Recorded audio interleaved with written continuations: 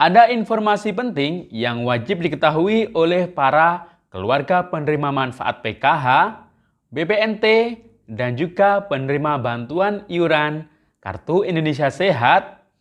Nah, ini di akhir bulan Oktober tahun 2021 ini, dan juga untuk penerima bantuan PIP. Nah, ada info penting yang harus disimak di tanggal 30 dan 31 Oktober tahun 2021 ini.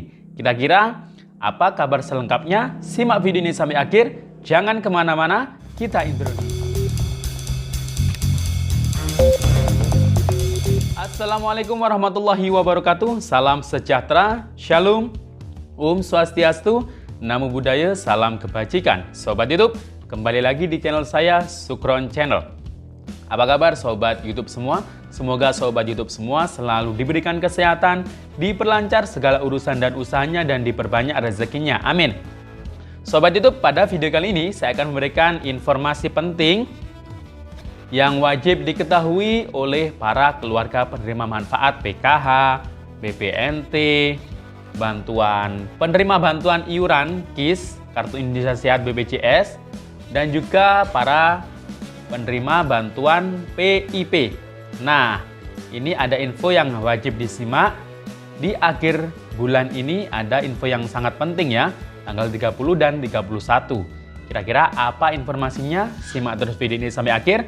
Sebelum kita lanjut, silakan yang baru bergabung di-subscribe dulu channel ini dan tekan tombol loncengnya agar sobat YouTube semua mendapatkan pemberitahuan video terbaru dari Sukron Channel. Dan jangan lupa di-share di berbagai media sosial dan di-like apabila sobat YouTube suka dengan video ini. Oke sobat YouTube, kita lanjutkan informasi yang wajib disimak oleh para keluarga penerima manfaat bantuan sosial PKH, BPNT, penerima bantuan iuran KIS, BPJS, dan juga para penerima bantuan program Indonesia Pintar atau PIP.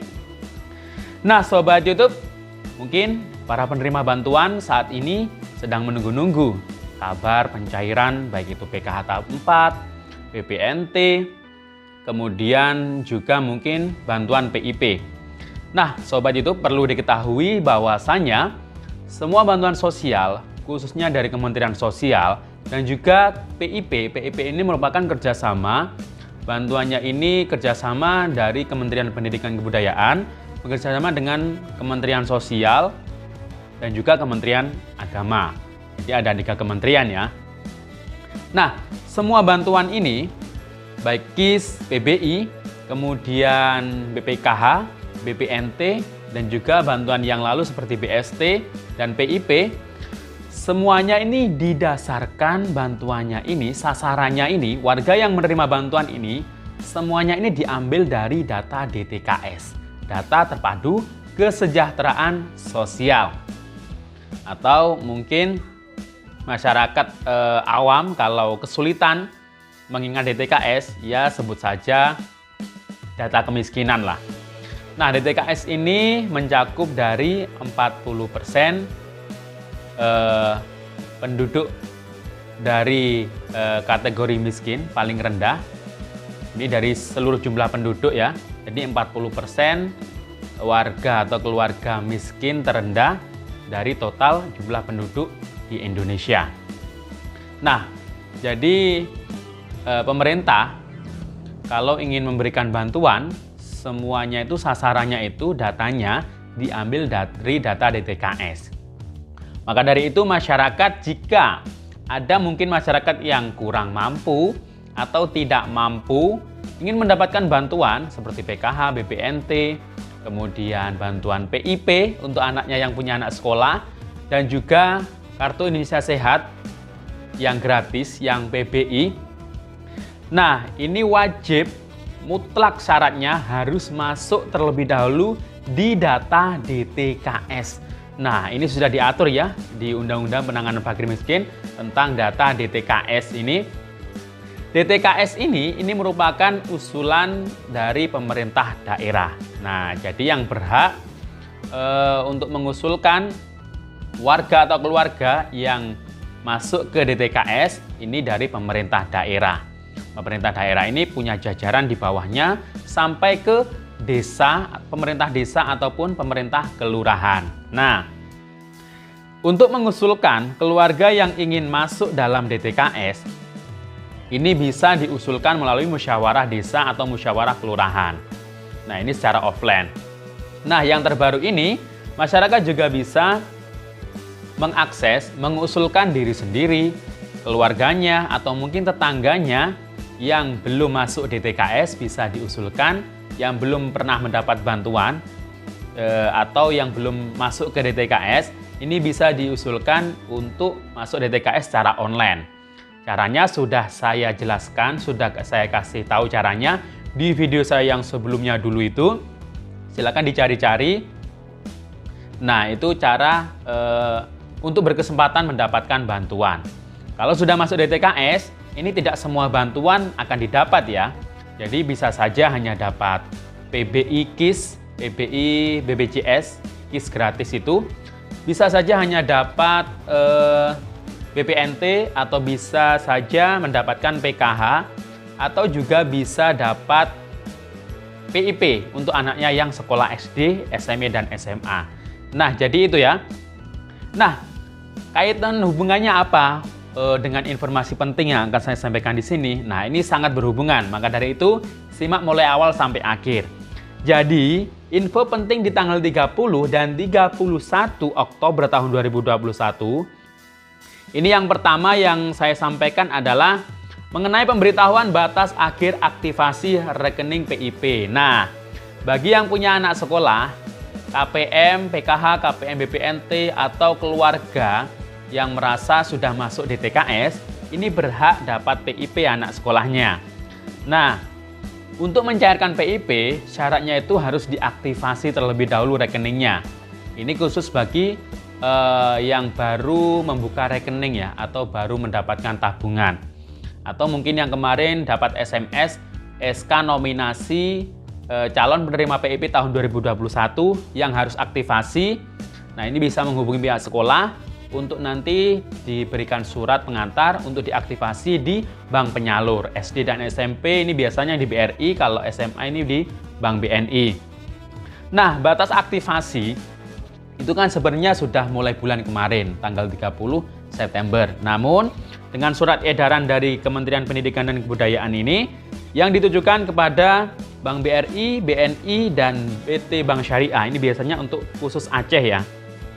Batas aktivasi rekening oleh calon peserta didik penerima PIP tahun 2021 diperpanjang sampai dengan 31 Oktober tahun 2021.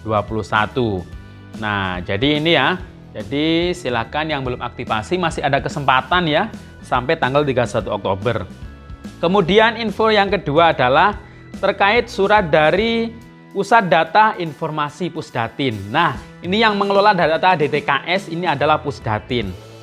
Nah, ini ditujukan kepada dinas sosial di seluruh kabupaten kota se-Indonesia, bahwasanya ini harus disimak ya. Ini khususnya bagi KPM PKH, KPM BPNT yang mungkin belum cair bantuannya sampai saat ini. Biasanya datanya masih bermasalah di DTKS, belum padan dengan Dukcapil. Nah, ini wajib disimak. Nah, di sini disampaikan bahwasanya perbaikan NIK bagi KPM yang datanya bermasalah di DTKS, ini selambat-lambatnya untuk perbaikan NIK-nya ini tanggal 30 Oktober sampai jam 12 malam, 23.59. Nah, ini silakan hubungi di pemerintah desa. Mungkin ada yang sudah menggunakan SIG-NG online dan juga mungkin pendampingnya masing-masing. Kalau PKH, pendamping PKH. Kalau BPNT ke pendamping BPNT seperti TKSK. Nah, apabila hingga batas waktu yang telah ditentukan masih terdapat data yang tidak padan, nah sampai tanggal 30 ini, maka pada tanggal 31, nah ini disimak baik-baik ya, akan dikeluarkan dari SK penetapan DTKS. Nah, ini. Jadi kalau sudah tidak padan, sudah tidak cair lagi bantuannya, ini biasanya dikarenakan tidak padan datanya DTKS dengan Dukcapil. Nah, ini sayang sekali diberikan kesempatan sampai tanggal 30.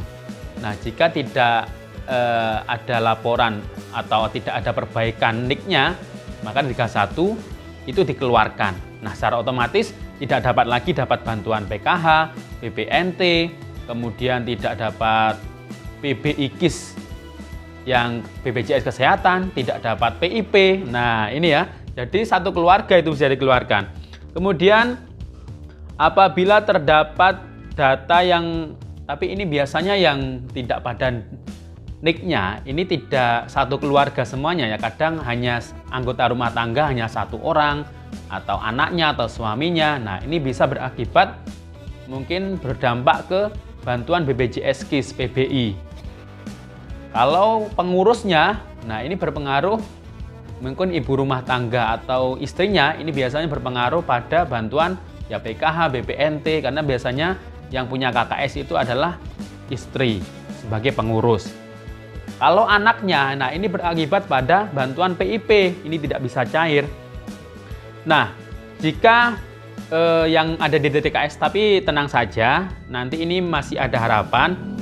Jika sudah melebihi tanggal 30, nah ini jika ditemukan ternyata keluarga tersebut masih layak di DTKS, namun terhapus karena NIK tidak padan, nah ini Dinas Sosial Kabupaten Kota ini bisa mengusulkan kembali melalui usulan baru. Nah ini tapi ya kalau usulan baru ini butuh proses yang panjang, kembali ke seperti semula. Jadi usulan baru itu biasanya prosesnya ya panjang, harus ke pusat melalui desa, kemudian Dinas Kabupaten Kota, kemudian ke pusat Pusdatin. Nah, Sobat YouTube, demikian info dari saya. Sampai jumpa di video saya selanjutnya. Wassalamualaikum warahmatullahi wabarakatuh.